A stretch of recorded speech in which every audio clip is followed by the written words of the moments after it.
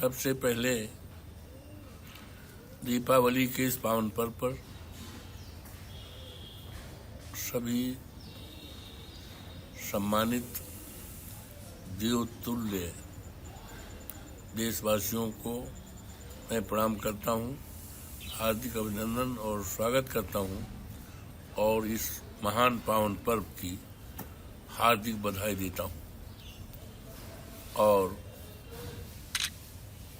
खुशहाली की ईश्वर से प्रार्थना करता हूं। अंधेरे से प्रकाश की तरफ देश बढ़े, खुशहाली रहे, तरक्की करे, विकास के मार्ग के चढ़े, यही मैं कामना करता हूं।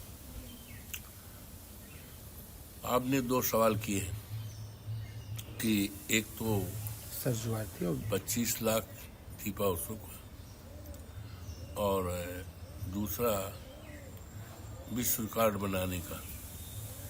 देखिए, ये दीपावली का त्योहार किसी एक जाति का, किसी एक धर्म का, किसी एक मर्द का नहीं है।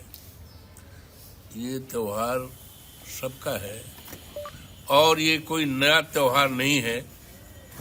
सदियों से ये त्योहार मनाया जाता रहा है, मनाया जाएगा और हमारी ये परंपरा रही। और इतने दिए जलाए जाते हैं जिनकी कोई गणना नहीं की जा सकती है। हम लोग तो गांव के लोग हमारे खेतों पर, मेड़ों पर, खलिहानों पर और डेहरी पर और जहाँ पर गाय भैंस बांधी जाती है खूंटे पर और घूर पर, और अगर गिनती की जाए तो 25 लाख इन्होंने तो न जाने कई करोड़ दिया जलाए जाते हैं। लेकिन वो दीपक गांव के लोगों के, गरीबों के, किसानों के हुआ करते हैं। बाबा ने और भारतीय जनता पार्टी ने जो हमारे मान्य पर्व है उसका भी इन्होंने राजनीतिकरण कर दिया है।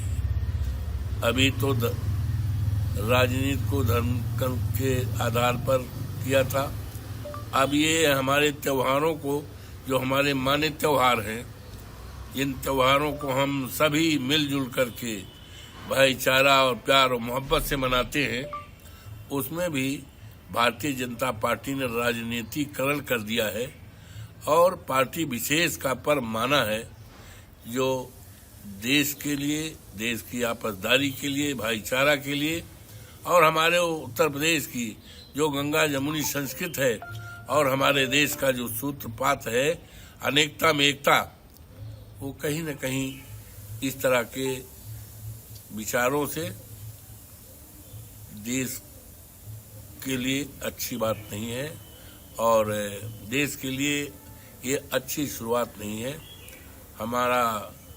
हमारी संस्कृत है, हमारी मान्यताएं हैं, हमारी परंपराएं हैं। हम सभी त्योहारों को एक साथ होकर के मनाते हैं, लेकिन भाईचारा और ये कायम रखने का पूरा वो रहता है।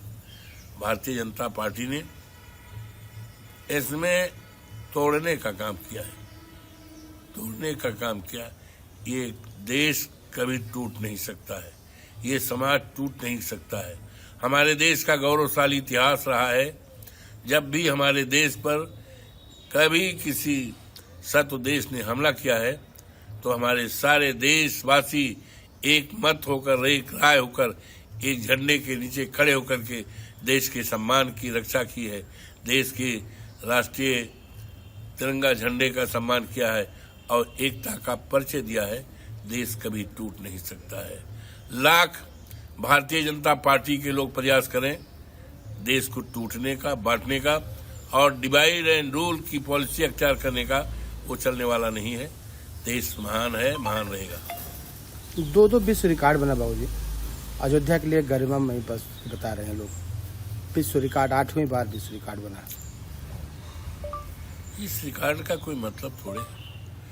अगर रिकॉर्ड देखा जाए तो योगी बाबा ने तो बड़ा रिकॉर्ड बनाया है और भारतीय जनता पार्टी की सरकार ने बड़ा रिकॉर्ड बनाया है।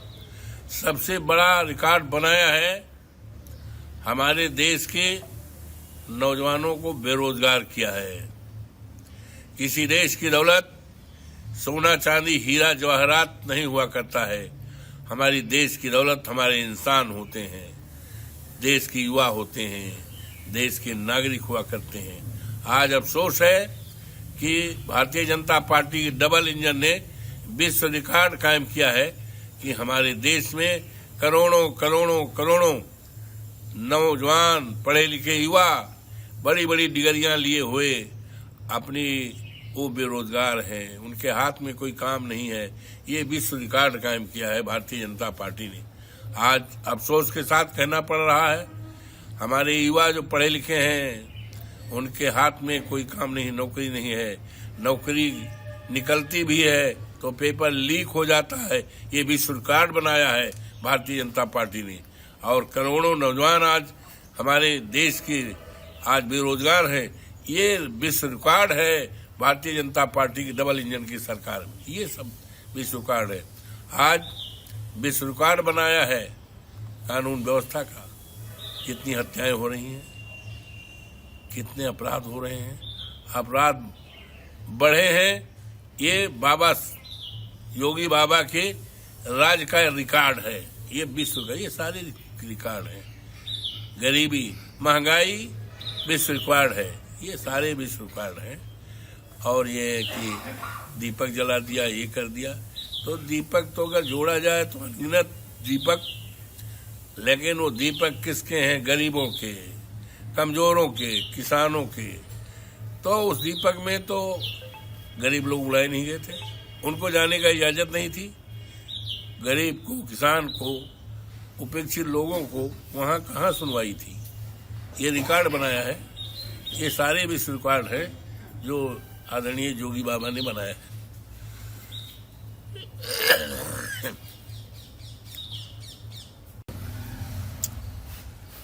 भारतीय जनता पार्टी की और डबल इंजन की सरकार है।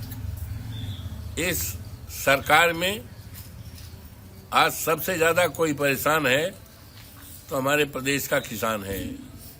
किसान अन्नदाता है और हमारा अपना व्यक्तिगत मानना है कि अगर देवी देवता के बाद किसी का सम्मान इस धरती पर, किसी का आदर इस धरती पर होना चाहिए तो हमारे देश का, प्रदेश का किसान है। लेकिन किसान आज बहुत परेशान है। किसान आज खाना पीना खा करके अपने बाल बच्चों के साथ उसकी रात नहीं गुजरती घरों पर, रात गुजरती है खेत में, रात गुजरती मेड़ों पर। खेती को बचाने के लिए सांडों के डर से आज वो घर छोड़ करके ये हालत है। आज योगी बाबा की सरकार है। सांडों के लिए इन्होंने गौशालाओं का निर्माण किया है।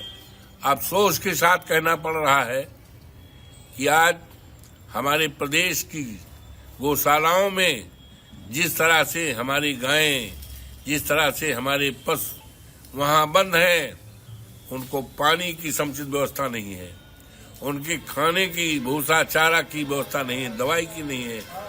और वहाँ पर चले जाइए, रोजाना हमारी ये गायें भूख से, प्यास से तड़प रही हैं। और ऐसे समय पर जब इस प्रदेश का एक साधु सन्यासी मुख्यमंत्री हो और उसके राज में हमारी गौ माताएं हैं, ये गौ माता है, गौ माता पानी के बगैर तड़पे, उनके लिए कोई होतार नहीं है, उनके लिए भरपेट भोजन नहीं है, चारा नहीं है, चराहा नहीं है, और बीमार है तो उनके लिए दवाई नहीं है। ये सरकार जो एक साधु सन्यासी योगी बाबा की नेतृत्व में बनी है, उस सरकार को चुल्लू भर पानी में डूब जाना चाहिए। अगर आप ये वीडियो YouTube पर देख रहे हैं तो हमारे चैनल को सब्सक्राइब करें और बेल आइकन को दबाना ना भूलें। अगर आप Facebook पर ये वीडियो देख रहे हैं तो हमारे पेज को लाइक करें।